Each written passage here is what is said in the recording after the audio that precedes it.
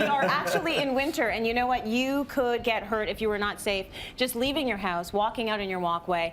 There are a lot of things you need to consider, so I'm really happy we're going to talk about this right now. Yay! Okay, so we're going to talk about safety specifically because I had a family member slip on somebody else's ice. She broke her wrist. Ouch. And I'm hearing more and more stories across Canada of that happening this year more than ever before. Which surprises me because a lot of people would say across Canada, at least in a lot of the different cities, we're having a more mild winter. It's true, which is more dangerous. And how is that? Well, think about it. When it's snowy outside and you see the banks, then you're more careful. Yes. If you don't see the snowbanks, you don't think about it. And at night, the temperatures are dropping below freezing, so everything that may have melted during the day is now a sheer ice puddle on your walkways and your sidewalks. Got it. So people are coming out of the house thinking, oh, it's beautiful, looking around, it's spring, and it's not spring, and they're slipping and falling. And this is across the country. Right. We have warm weather in Vancouver, freezing at night, even on the East Coast the same. So it's across the board. Okay. So we need to pay attention of how we're caring for our sidewalks, not just for our family, but also for everybody else who's using them. Absolutely. And when it comes to the outdoors,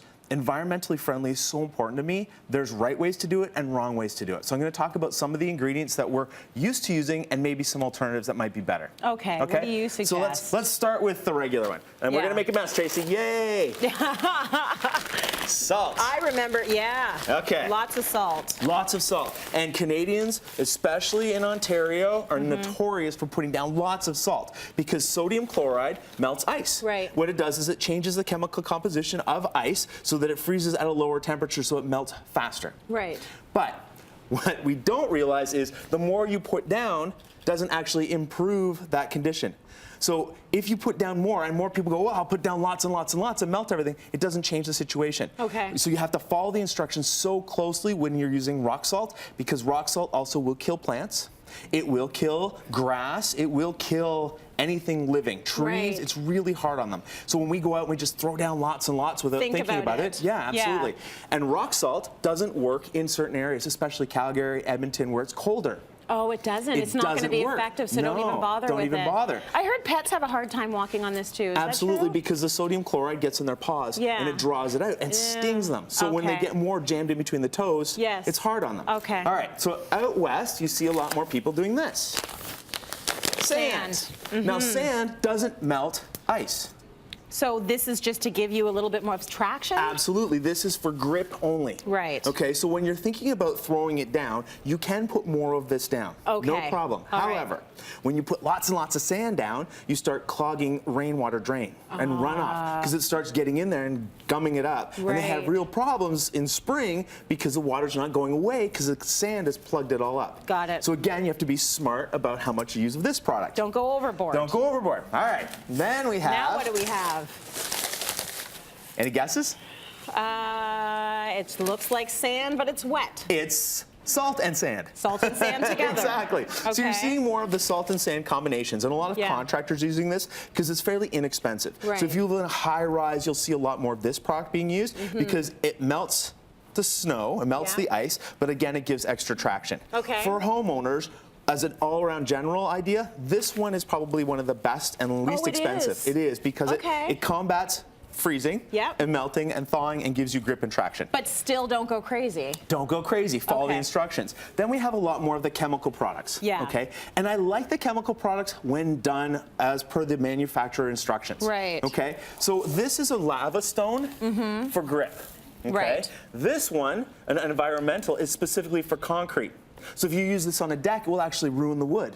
So you have to use it specific. Okay. These ones over here are magnesium chloride.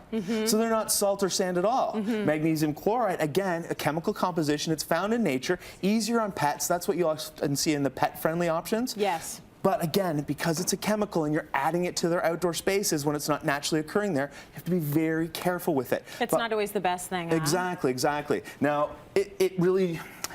It's not a bad thing. It's a good thing when done properly. But if you add lots, thinking you're doing the right thing, you're not. So does this have instructions on how much you should use, or should you just be using your common sense? No, they all tell you. Very specific because it's chemicals. All right. So I want to point out another couple of things. Let's talk about shovels.